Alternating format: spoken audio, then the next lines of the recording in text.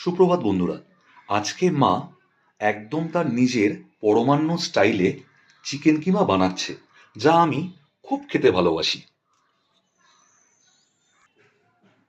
আমি প্রথমে চিকেনের মধ্যে খানিকটা দই দিয়ে নিলাম। এটা টক দই, বাড়িতেই তৈরি করা। আজকে একটা বিশেষ দিন, সে কারণে একদম বুলুর টেস্ট অনুযায়ী আমি একটা চিকেন কিমা রান্না করে দেখাচ্ছি। তোমরা দেখতে থাকো, এটা কিন্তু ভীষণ টেস্টফুল হয়, আর ও তো ভীষণ ভালোবাসে খেতে এটা। আমি এর মধ্যে দিয়ে দিচ্ছি 1 চামচ হলুদের গুঁড়ো। প্রথমেই দইটা দিয়ে নিয়েছি, তারপরে 1 চামচ হলুদের গুঁড়ো দিলাম, 1 চামচ লঙ্কার গুঁড়ো দিলাম। এখানে আছে আদা রসুন বাটা, সেটাও আদা রসুন কাঁচা লঙ্কা কিন্তু একসঙ্গে আছে। এখানে দেখে নিতে পারো কি পরিমাণ আমি ব্যবহার করেছি, সেটাও এর মধ্যে আমি 1 চামচ তুলে দিলাম। আর দিচ্ছি কিছু পেঁয়াজ, কুচিয়ে রাখা পেঁয়াজ আর কাঁচা লঙ্কা একসঙ্গে কুচিয়ে রাখা এর মধ্যে দিয়ে দিচ্ছি। এখানে একটা গোটা টমেটো মাঝারি সাইজের কুচোনো আছে, সেটাও আমি এর মধ্যে দিয়ে দিচ্ছি। 1 চামচ লবণ দিচ্ছি, 1 চামচ চিনি। পুরো জিনিসগুলোকে কিমার সঙ্গে মেখে, এখানে কিন্তু তোমার 400 গ্রামের মতো কিমা রয়েছে, চিকেন কিমা। সেটাকে আমি এই জিনিসপত্রগুলো দিয়ে ভালো করে একটু মেখে রাখছি আধ ঘন্টার জন্য।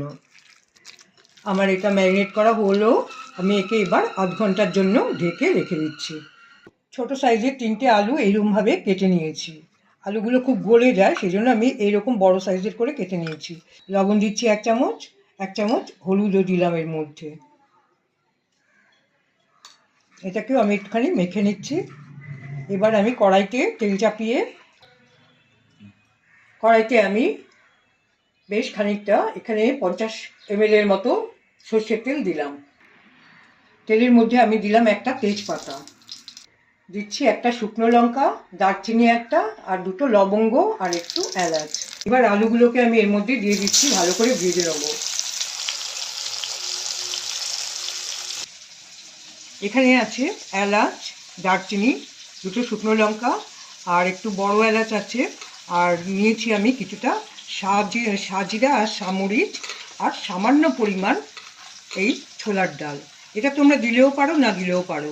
আর এখানে কিন্তু সাজিরা সামরিচটা রয়েছে, সেটাকে একটু খেয়াল করে দিলে পরে টেস্টটা খুব ভালো হয়। এই মশলাটা ব্যবহার করার আগে সামান্য একটু হালকাভাবে রোস্ট করে নিয়ে এটাকে একদম গুঁড়ো করে নিও। আলুটা হালকা ভাজা হয়ে গেছে, এর মধ্যে আমি বাকি পেঁয়াজ কুচোটা দিয়ে দিচ্ছি। এর মধ্যে আমি এই যে ম্যারিনেট করে রাখা চিকেনের কিমাগুলোকে দিয়ে দিলাম।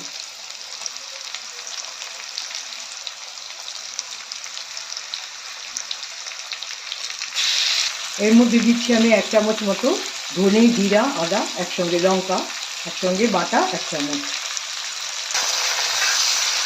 ভালো করে আমাকে এটাকে কষিয়ে নিতে হবে। আমি একটু নেড়ে চেড়ে এটাকে ঢেকে দিচ্ছি। একে আমি 3-4 মিনিটের জন্য ঢেকে দিচ্ছি। আমাকে কিন্তু ঢাকনা তুলে মাঝে মধ্যে এটাকে চেক করতে হবে কী অবস্থা থাকে। দেখো, ঢাকাটা দিতেই ও জল কাটতে শুরু করে দিয়েছে। আমি এখন এর মধ্যে এখন আমি বাকি আদা রসুনটাও দিয়ে দিচ্ছি। আদা রসুন বাটাটা দিয়ে দিলাম। এরকম জল কেটে কাটা শুরু হলেই কিন্তু এই মশলাটা দিতে হবে। দিচ্ছি 1 চামচ লঙ্কার গুঁড়ো, 1/2 চামচের মতো হলুদের গুঁড়োও দিয়ে দিলাম। সেটা এখন চিনিটাও একটু 1 চামচ মতো চিনিও আমি এর মধ্যে দিয়ে দিচ্ছি, আর দেবো একটু লবণ। এরকমভাবে নেড়ে চেড়ে মশলাটা কষাবার জন্য আবারও আমি 3-4 মিনিটের জন্য একে ঢেকে রাখবো। মাগো, কি অসাধারণ অপূর্ব একটা গন্ধ বেরিয়েছে। হ্যাঁ, আমার টাইমটাও হয়ে গেছে। দেখো এরকমভাবে তেল ছাড়তে শুরু করে দিয়েছে চিকেনটা। বাহ, এই কালারটা চমৎকার হয়েছে।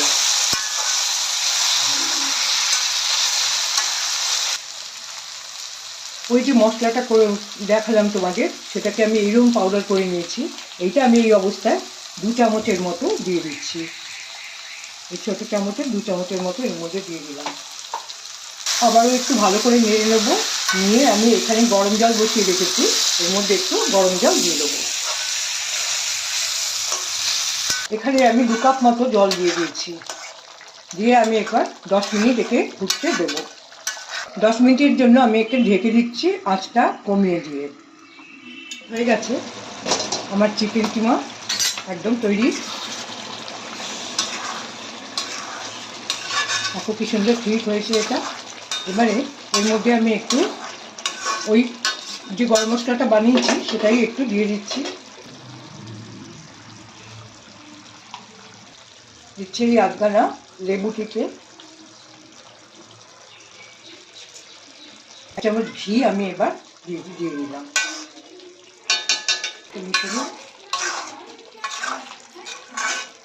কিমা একদম তৈরি হয়ে গেছে। এবারে আমি লাস্টলি এর মধ্যে সামান্য একটু জায়ফল ঘষে দেবো।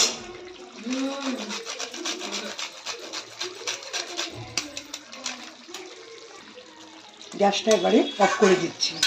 কি সুন্দর দেখতে হয়েছে দেখো। রান্নার মধ্যে দেখাটা কিন্তু একটা বিশাল। এই কহেলের দর্শনধারী, এটা যেমন দর্শনধারী হয়েছে তেমনি খেতেও তাই লাগবে। তোমরা বানিয়ে দেখো। বুলুর ফেভারিট চিকেন কিমা একেবারে তৈরি। তোমরা এই প্রসেসে